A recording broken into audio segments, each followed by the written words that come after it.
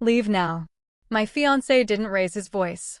He didn't tighten his grip on my hand or offer a frantic, wide-eyed look of panic. Instead, he leaned in just close enough for me to catch the faint scent of his cologne and the warmth of his breath against my ear. He spoke with the flat, clinical precision of a man delivering a routine instruction. It was the kind of command that didn't invite questions. It was final. We were standing barely 10 feet from the edge of the dance floor in a converted barn in the heart of Lancaster County.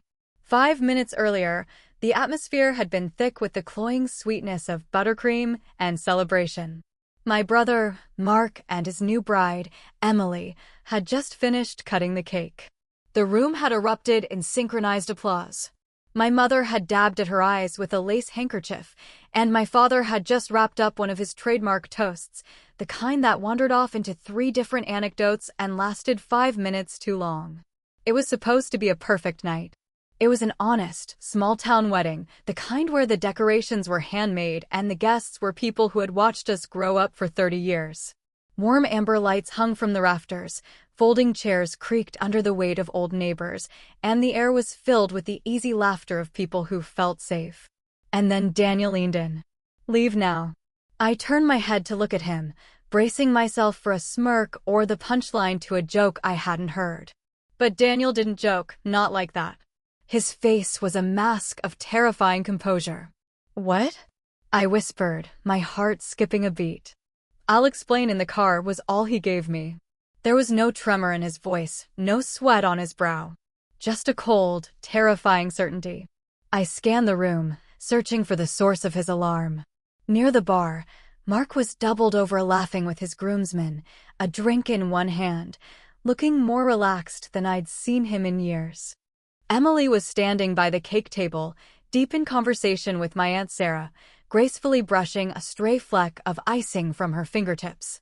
My mother was busy playing the perpetual hostess, hovering over the coffee urns and insisting that people take a second slice of pie. Everything looked normal. In fact, it looked too normal. The dissonance between the festive room and Daniel's words felt like a physical weight in my chest. Daniel, you're scaring me. What is going on? I asked, my voice dropping to a frantic murmur. He didn't answer immediately.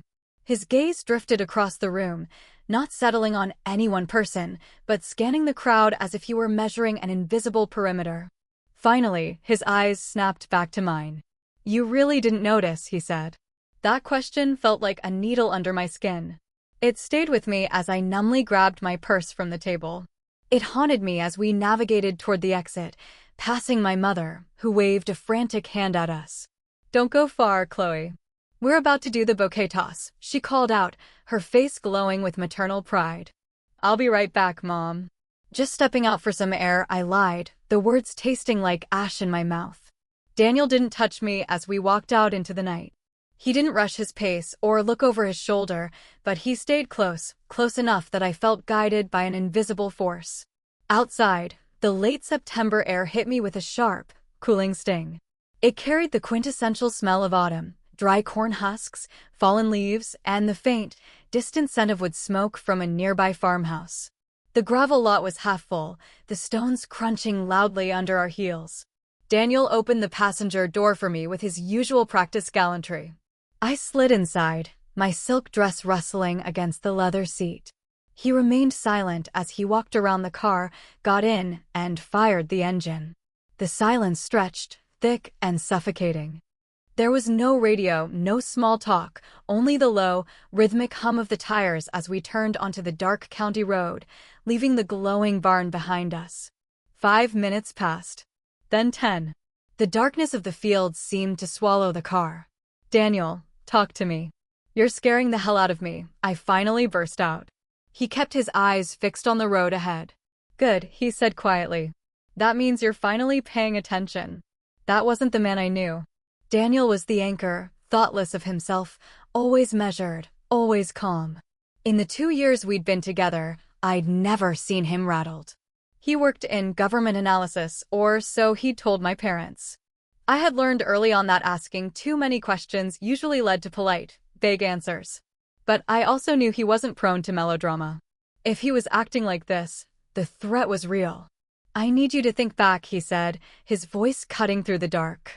Tonight. The reception. Tell me what you saw. I've been thinking about it since we pulled out of the driveway, I snapped. No, he countered. Not like that. Slow down. Strip away the emotion. Think about the people. Think about the details. I leaned my head back and closed my eyes, trying to reconstruct the scene. I saw the string lights. I heard the creak of the old wooden floors. I saw Mrs. Carter from down the street carrying her famous apple pie. I saw my cousin Luke fumbling with the auxiliary cord for the speakers. It was a wedding, Daniel. It was just an ordinary wedding. I don't know what you want me to say. He exhaled a long, soft breath that sounded like defeat. That's what I was afraid of. The road curved past endless rows of cornfields, their stalks looking like jagged black silhouettes under the pale moonlight. I felt a tightening in my throat, a knot of pure anxiety. You have to tell me something, I insisted. You can't just abduct me from my own brother's wedding and expect me to sit here in the dark. He nodded once, a sharp, decisive movement. I'm not asking you to sit quietly, he said. I'm asking you to stay safe. Safe? From what? My family is in that building, Daniel. My brother, my parents. If there's something wrong. If something is wrong, he interrupted gently, being there wouldn't have helped them. It would have only made you a liability. The word liability stung. It felt cold. What does that even mean? He didn't answer right away. Instead, he slowed the car as we approached a remote four-way stop. He didn't turn toward our apartment. He turned onto a narrow, gravel-dusted road that led further away from town. I noticed 3 things tonight, he finally said. I held my breath, afraid to break the spell. First, he began. There was a man standing against the back wall. Mid-50s, wearing a gray suit that cost more than your father's car. He didn't eat. He didn't drink. He didn't speak to a single soul for 3 hours. I frowned, searching my memory. I don't remember anyone like that. That was the point of the suit. He was designed to blend in, but he lacked the rhythm of a guest. Second, your brother checked his phone 12 times in less than 20 minutes. Each time, he stepped away from Emily, looking at the screen with a look that wasn't newlywed jitters. It was waiting for a countdown. Mark's always been high-strung, I defended, though my voice lacked conviction. Not like that, Daniel said firmly. Not at his own wedding. And third? He hesitated, and for the first time, I saw a flicker of something like regret in his eyes. Your sister-in-law, Emily. What about her? She's been nothing but sweet to us. She isn't who she says she is, Chloe. The words landed like lead. That's not funny, I said, my voice rising. You've met her twice, Daniel. You can't just make a claim like that. I've observed her for much longer than 2 meetings. I've been looking into her since the engagement party. I stared at his profile, the shadows of the passing trees dancing across his face. What are you saying? He glanced at me for a split second, his eyes dark and unreadable. I'm saying that tonight wasn't just a celebration. It was a setup. My hands went cold. I looked down at them and realized I was shaking. My mind raced back to the barn, Mark's laughter, my mother's tears, the clinking of champagne glasses. It all felt like a movie set now, a fragile facade of normalcy about to be torn down. You're wrong, I whispered, though it felt like a prayer more than a statement. I hope I am, Daniel said quietly. We didn't speak again for miles. The reception lights had long since vanished behind the horizon. I didn't know it then, but that was the exact moment my life stopped being simple. We didn't go home. Daniel drove past the edge of the county line before pulling into a derelict gas station. A single flickering fluorescent light buzzed overhead, casting a sickly yellow glow over the cracked pavement. He killed the engine, but neither of us moved. Call your mother, he said. But do not tell her where you are. Don't even tell her you're in the car. That's your advice? A cryptic phone call? It's the only way to gauge the temperature of that room without being in it. I pulled my phone from my clutch. My fingers hovered over her name. If I called and everything was fine, I would look like a lunatic. If I called and it wasn't. I pressed call. It rang twice. Sweetheart, my mother answered. Her voice was bright, a little too bright, a little too loud. Where did you go? We were just about to start the dances. I stepped out, Mom. I needed some air. My head was spinning. There was a pause. A beat of silence that lasted a second too long. "You left the reception?" she asked, her voice dropping an octave. "Just for a bit. Is everything okay?" I listened intently. In the background, I could hear the muffled thump of music, the clink of silverware, and a burst of laughter. It sounded perfect. "Of course it is, Chloe. Why wouldn't it be? You sound distant." I glanced at Daniel. He was watching me like a hawk. "I'm fine. Is Mark around?" I wanted to tell him the cake was great. "He stepped outside a few minutes ago," she said. "Probably needed a breather himself. You know how he gets when everyone is staring at him." My stomach did a slow, nauseating flip. "Outside? Where exactly?" "Just outside, honey." "Why are you acting so strange?" "No reason. I'll be back soon." "Well, don't be too long. Your father wants to do one more toast." "I love you, Mom." "I love you too, Chloe." I ended the call and let the phone drop into my lap. "She doesn't know," I said. "Or," Daniel countered, "she's a better actor than you give her credit for." "My mother doesn't lie, Daniel. She doesn't have a deceptive bone in her body." He didn't argue. He just sat there in the buzzing yellow light of the gas station, letting the silence do the talking. "Okay," I said, rubbing my temples. "Let's go through it again." The man in the gray suit. Where exactly was he? "Back wall, near the kitchen exit." He had a clear line of sight to your father, your brother, and the main entrance. I thought he was catering at first, but he never moved when the trays came out. He was an anchor point. I tried to visualize the floor plan. And Mark? He wasn't just checking texts. He was receiving coordinates. Or status updates. He was waiting for a signal. At his own wedding? I whispered. Who does that? Someone who is more afraid of what happens if he doesn't answer than he is of ruining his wedding night. I turned my head to the window, watching a lone semi-truck pull into the far end of the lot. And Emily? Her background is a ghost. I've run her name through every database I have access to. Emily Vance from Harrisburg doesn't exist before 2021.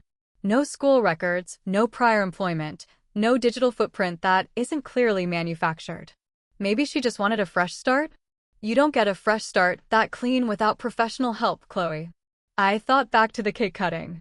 Emily had looked at me right before she took the knife. For a split second, her smile had faltered. She'd looked at me with a strange, searching expression, not of kindness, but of calculation. Like she was deciding whether I was a piece on the board or just a spectator. "I think we should go to the house," I said. "My parents' house." Daniel looked at me surprised. "They're still at the barn. If there's anything to find, it'll be there. Mark has been staying in the guest room for the last week." Daniel didn't hesitate. He started the car. The drive to my childhood home felt like a descent into a dream. When we pulled into the driveway, the house was a dark silhouette against the moonlit fields. The porch light was on, casting a lonely pool of white light over the welcome mat. I unlocked the door with my spare key. The house smelled like home, lavender, old books, and stale coffee. But as I stepped into the foyer, the familiarity felt predatory. "Mark moved his things into the guest room upstairs," I whispered. We moved through the house like thieves. I led the way to the guest room, my heart hammering against my ribs. The door creaked as I pushed it open. The room was tidy. Mark was always a neat freak. His suitcase was tucked in the corner, and a suit bag hung from the closet door. I went straight for the dresser. I didn't even know what I was looking for until I heard it. *BZZZZ, BZZZZ. A muffled vibration. It wasn't coming from my purse. I opened the top drawer, pushing aside a stack of folded t-shirts. Tucked in the back, hidden inside a hollowed-out paperback book, was a phone. A burner. The screen was lit up. No name appeared, just a string of numbers. "He left it here," I whispered, lifting the device. "He forgot it. Or he didn't want it on him during the event," Daniel said, stepping up behind me. The phone buzzed again. A message notification appeared on the lock screen. Daniel leaned over my shoulder, his breath hitching as we both read the preview. "Where are you?" "It's happening now." The air in the room suddenly felt very thin. "Daniel," I said, my voice trembling. "What is it?" Before he could answer, the silence of the house was shattered by a distant, Low rumble, the sound of an explosion echoing from the direction of the town. Daniel grabbed my arm, his face turning grim. "We need to turn on the news," he said. Now. It made sense. It made too much sense, the kind of logic that feels like a cold blade sliding into place. We retreated into the living room, the air thick with the smell of old wood and the looming dread we'd brought in from the porch. I picked up the remote, my fingers trembling so violently I nearly dropped it. I didn't feel like myself anymore. I felt like a ghost inhabiting a body that refused to obey. I clicked the power button and the television hummed to life. The screen flickered, casting a harsh, artificial blue light over the room. It was a local news segment, the late-night broadcast where the anchors usually looked tired and the stories were mundane. Weather first. It was always the weather. I let out a jagged, hysterical breath that was almost a laugh. The meteorologist pointed to storm systems sweeping across the state, promising cooler temperatures overnight. Everything looked so normal. Everything looked safe. "Give it a minute," Daniel said, his voice a low anchor in the swirling chaos of my mind. I didn't sit down. I couldn't. I stood there with my arms folded tightly across my chest, as if I could hold my soul together by sheer force. I watched the screen, waiting for the facade of normalcy to shatter. Then the shift happened. The anchor's tone sharpened, a subtle transition from professional boredom to alert urgency. She glanced down at a fresh set of notes, her brow furrowing. "We are receiving breaking reports tonight," she began, her voice cutting through the quiet of the room, "of an ongoing federal investigation involving significant financial irregularities in the Harrisburg area." My breath hitched in my throat, a physical lump of lead forming in my chest. Daniel remained perfectly still, a shadow against the wall. "While authorities have not released specific names at this hour," the anchor continued, "sources close to the investigation indicate that the probe involves multiple individuals and businesses linked through a sophisticated network of shell accounts." Shell accounts.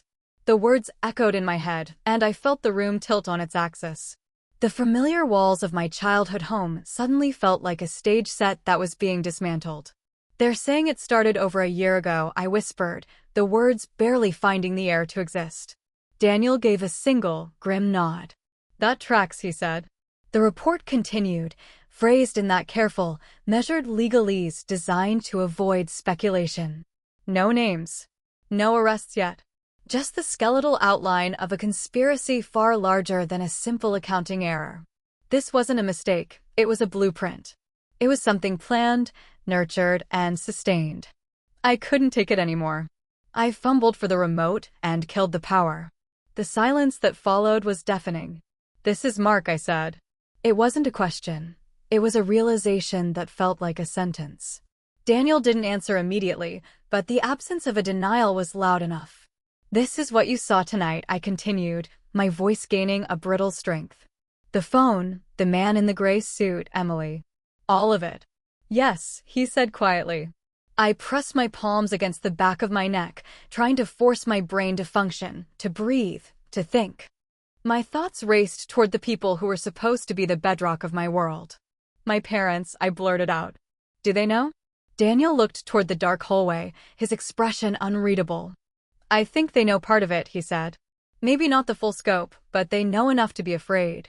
"They didn't say a word," I argued, my voice rising in desperation. My mother sounded perfectly normal on the phone. "People can sound very normal when they're protecting something," Daniel replied, his eyes meeting mine. That hit harder than I expected. Protecting something or protecting someone? I walked over to the window and stared out into the darkness of the yard. This house had always been my sanctuary, a place where we believed everything was out in the open, where every problem was dissected at the kitchen table until it was resolved. Or at least, that was the myth I had grown up believing. "When did it start?" I asked, my back still to him. Daniel stepped closer, though he kept a respectful distance. "It probably started small. A shortcut here, a favor there. Something that didn't seem like a life-altering choice at the time. Like borrowing money," I suggested. "Yes. Or choosing not to ask where the money came from," I added. He didn't respond, but the silence was an indictment. I turned back to face him, the pieces of the night finally clicking into a horrifying picture. You said tonight wasn't just a wedding, I said. You called it a setup. I believe it was a meeting point, Daniel explained. A way to bring specific people together under the cover of a legitimate, high-profile celebration. Who would suspect a federal crime during a first dance? My chest tightened until it ached. Mark's wedding? He used his own wedding for this? Because no one expects it, Daniel said, his voice devoid of judgment, only cold logic. It's the perfect shield. The sheer cynicism of it made my stomach turn. Family, celebration, the sanctity of trust, all of it chewed up and used as camouflage. And Emily? I asked. He hesitated, his gaze drifting. This time, the silence stretched longer, more weighted. She's connected, he said finally. To what? To the shell accounts? To the man in the suit? I'm still putting that together, he admitted. I let out a long, ragged breath I hadn't realized I was holding. The weight of the reality was crushing. This can't be real, I said, though I knew it was. The second phone in my hand, the cryptic messages, the news report, the unshakable certainty in Daniel's eyes, it was all devastatingly real. It had been happening right in front of me for months, maybe even years. I had been blind by choice, wrapped in the warmth of a family dynamic that was actually a freezing lie. I walked down the hall to the guest room. The second phone was still there on the nightstand, silent and ominous. I picked it up, feeling its weight, its potential to destroy. I turned back to Daniel, who had followed me into the hallway. What happens now? He met my eyes with a steady, piercing gaze. That depends, he said. On what you want to do next. I thought about my brother, the man who had walked me down the aisle at my own graduation. I thought about my parents, who had built this life for us. I thought about the version of my family I had cherished, and the version that was now emerging from the shadows. I want the truth, I said, my voice finally steady. Daniel nodded slowly. Then we're going to have to face it, he said. No more running. No more pretending. I looked down at the phone one last time, then back at him. Okay, I said. Let's find out exactly what I failed to notice. I didn't sleep. Daniel offered to stay in the living room, promising to keep watch, but rest was an impossibility. The house felt transformed. The very walls seemed to be holding their breath, waiting for the final collapse. Around 3 a.m. I found myself sitting at the kitchen table, staring into a cup of coffee that had long since gone cold. The second phone lay before me, a silent witness. Every few minutes, I'd glance at it, half expecting it to pulse with another threatening message. It remained dark. Daniel stood by the window, his silhouette framed by the moonlight, his arms crossed as he scanned the perimeter of the property. They'll be back soon, I said, breaking the heavy silence. Probably, he agreed. Do we tell them everything? That depends on what they choose to tell you first, he replied. It was sound advice, but it didn't make the anticipation any less agonizing. As the first pale gray light of dawn began to bleed through the curtains, I heard it, the familiar crunch of tires on gravel. My parents' car. My heart began to hammer against my ribs like a trapped bird. Daniel didn't move from his spot, but I saw his posture stiffen. Let me lead, I whispered. He gave a small, almost imperceptible nod. The front door groaned open. My mother stepped in first, her heels dangling from one hand, her hair slightly undone from the long night. My father followed close behind, his jacket slung over his shoulder. He looked older, more haggard than I had ever seen him. They both froze the moment they saw me standing in the kitchen light. You're home, my mother said, clearing her throat. Her voice was a fragile mix of relief and confusion. I am, I replied. My father's eyes traveled past me, landing on Daniel in the corner. His expression didn't change, but his eyes narrowed. Daniel, he said slowly. I didn't expect to see you here. I didn't expect to be here, sir, Daniel said calmly. There were no further explanations. No polite small talk.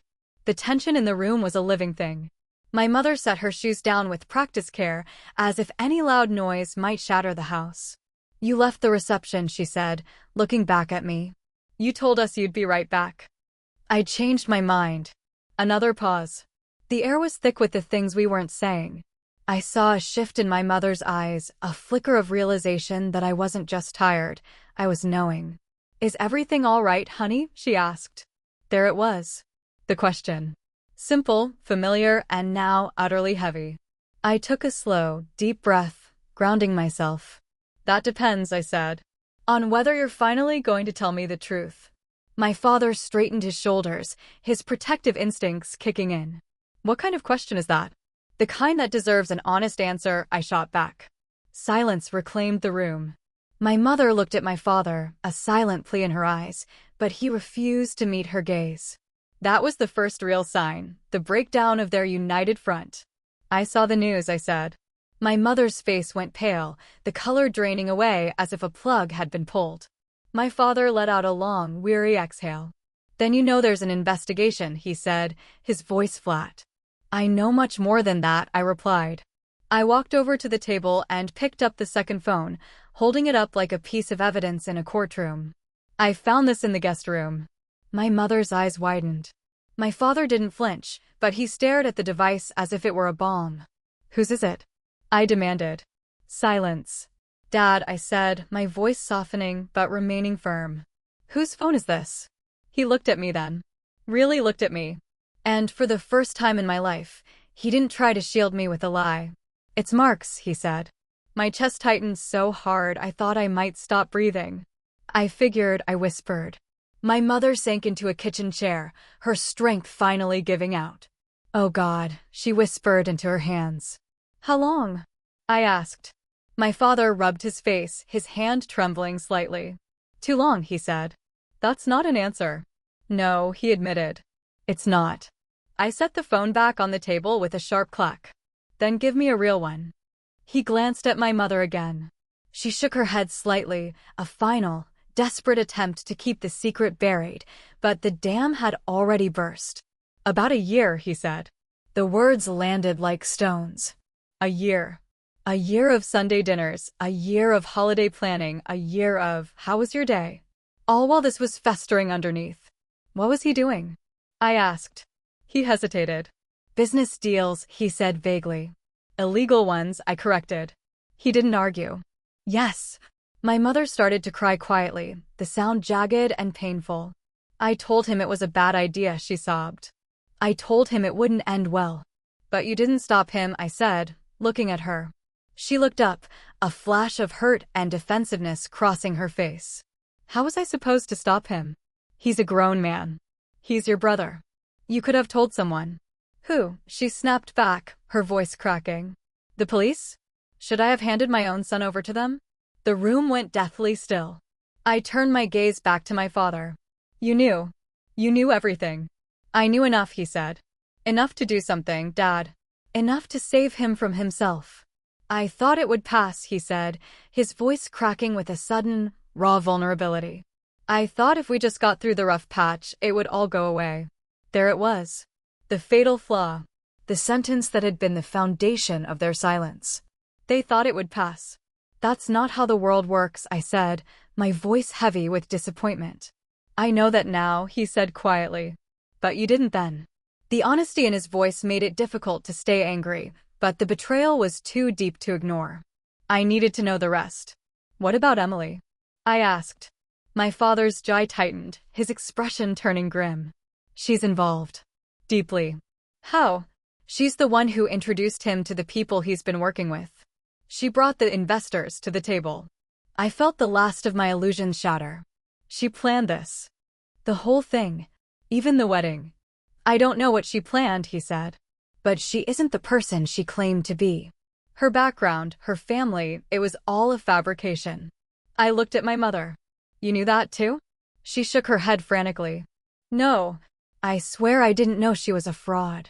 I didn't ask questions." I was so happy he was settling down. That hurt in a different way. It wasn't just deception. It was willful avoidance. "I thought if I stayed out of it," she whispered, tears streaming down her cheeks, "it wouldn't touch us. I thought we could keep our family whole if I just looked the other way." I nodded slowly, the bitterness coating my tongue. "I thought the same thing," I said. A heavy, oppressive silence settled over the kitchen. "Where is he?" I asked. My father hesitated, then sighed. I don't know. He left the reception separately. He said he had to clean things up. I studied my father's face. For once, I believed he was telling the truth. There was nothing left to hide, only exhaustion and profound regret. I'm going to find him, I said. My mother stood up instantly. No, you are not. You are not getting dragged into this mess. Mom, I'm already in it. Look around. We're all in it. You don't understand what these people are capable of, she said, her voice trembling with genuine fear. I understand enough. Daniel stepped forward from the shadows.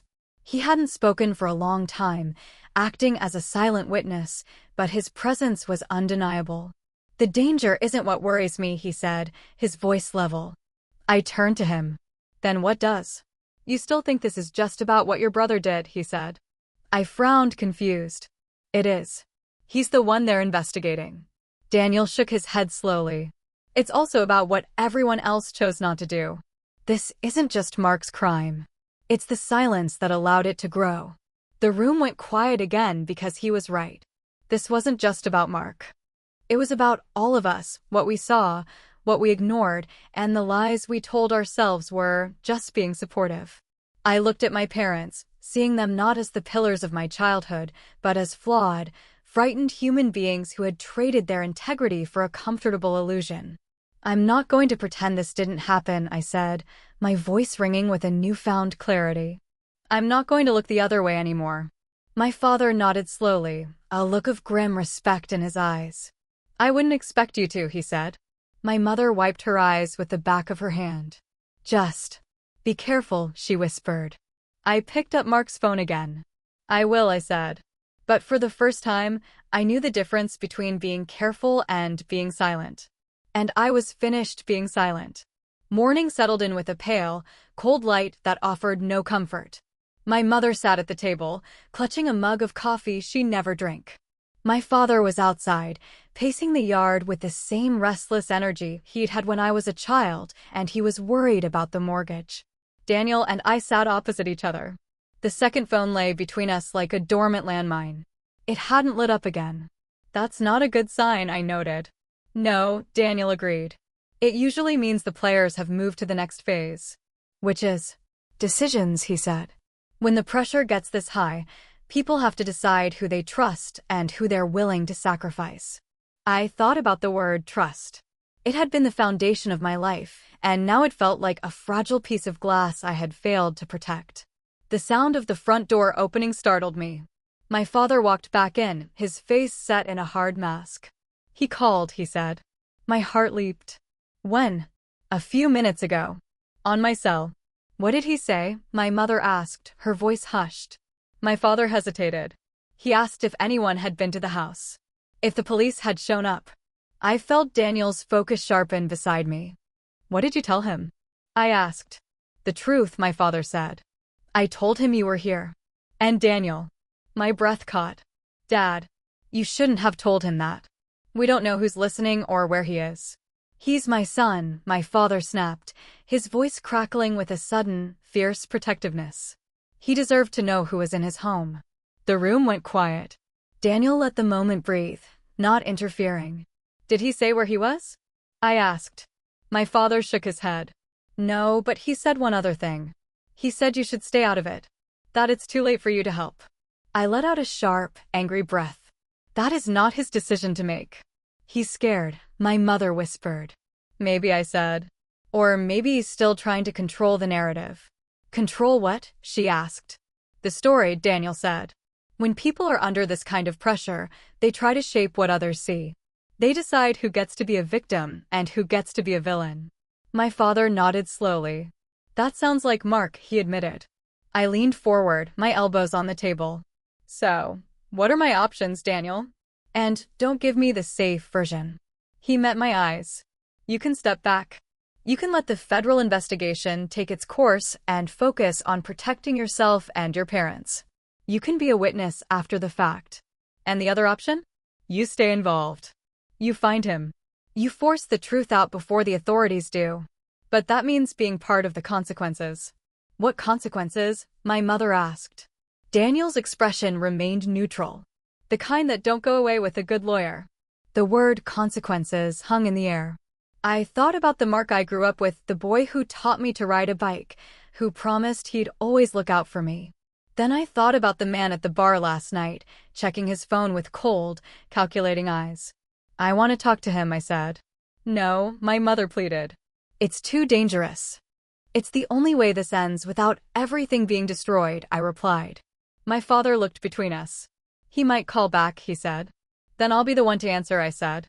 To my surprise, Daniel didn't object. You're okay with that? I asked him. I'm okay with you making your own choice, he said. I'm not here to lead you. I'm here to make sure you have the chance to choose. I nodded. Just then, a phone on the table vibrated. We all froze. It wasn't the burner phone, it was my father's. He looked at the screen, his face turning ashen. It's him, he whispered. I stood up immediately. Put it on speaker. Please, my mother begged. Don't. It's already happening, Mom, I said gently. My father pressed the button. Mark? A pause. Then a voice came through, tired, strained, but unmistakably my brother's. Dad. My chest felt like it was being crushed. I'm here, too, Mark, I said before I could lose my nerve. A much longer pause followed. The static on the line seemed to grow louder. I figured you would be, Mark finally said. You knew I'd come home? I knew you couldn't leave a mystery unsolved, he said, a ghost of his old, teasing self in his voice. Then stop telling me to stay out of it. Tell me what's going on. I heard him exhale, a long, shaky sound. You don't understand the scale of this, sis. Then explain it to me. I can't. Or you won't. Silence. Mark, I said, my voice softening. Look at what this is doing to Mom and Dad. Look at the position you've put us in. I never meant for it to get this far, he said, the classic refrain of someone who had lost control miles ago. That doesn't change where we are now, I said. I was trying to fix things, he flared up, his voice turning defensive. For all of us. Daniel leaned in slightly, whispering so only I could hear. There it is. The justification. I ignored him and focused on my brother. Fix what, Mark? What was so broken that you had to do this? The money, he shouted through the phone. The house. The bills Dad's been hiding for years because he was too proud to ask for help. You think I didn't notice the final notice letters? I was trying to save this family. I glanced at my father. He turned his head away, his face etched with shame. You should have talked to us, I said, my heart breaking for all of them. And said what? That we were failures? That we were losing everything? I found a way out. No, Mark. You found a way down. The line went quiet. When he spoke again, his voice was small. I didn't do this to hurt you. I know, I said. And that was the hardest part, believing he meant it, while knowing it didn't excuse a single thing. But you did hurt us. You were hurting us. I don't know how to fix it now, he admitted. You can't fix it alone. You have to come in. You have to tell the truth. He didn't respond. In that silence, something fundamental shifted. The secrets were out. The roles were defined. I'm not going to lie for you, Mark, I said clearly. I'm not going to pretend this didn't happen. I know. But I'm not walking away either. A long pause. Okay, he whispered. It wasn't a surrender, but it was a beginning. After the call ended, the house felt different. The air was still heavy, but the suffocating pressure of the unknown had dissipated. I looked at Daniel. He gave a small, respectful nod. You did what was necessary, he said. Maybe.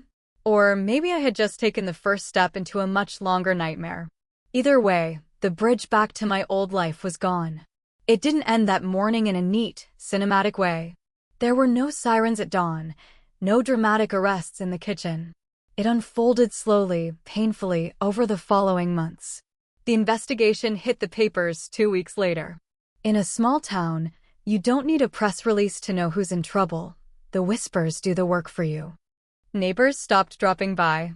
The grocery store became a gauntlet of averted eyes and hushed conversations. My parents stopped going to church. I watched them shrink within the walls of the house they had tried so hard to save, realizing too late that the cost of the house was their reputation. Mark turned himself in 10 days after the wedding. I didn't go with him. That was a journey he had to take alone, but I spoke to him the night before. We didn't argue. We just spoke the truth. I wish you'd told me, I said. I wish I had, too, he replied. Emily vanished into thin air before the first indictment was even unsealed. She was gone like a ghost, leaving behind no address, no forwarding number, and no trace of the woman who had smiled in the wedding photos. It took a long time to accept that the person we thought we knew had never really existed at all. Daniel stayed. He didn't offer "I told you so's," and he didn't crowd me. He just remained a steady presence, a witness to the rebuilding of my life. Some nights, we'd sit on the porch, watching the fireflies just like I did when I was a kid. But the view was different now. I keep replaying that night in my head, I told him once. The wedding. I try to find the exact moment where I should have seen it. And do you find it? He asked. I shook my head. No. Because it wasn't one moment. It was 1,000 tiny ones. It was the things I explained away because I wanted to believe in the lie. I looked out at the dark yard. I thought not noticing was an act of trust. I thought I was being a good sister. And now? I took a slow, deep breath.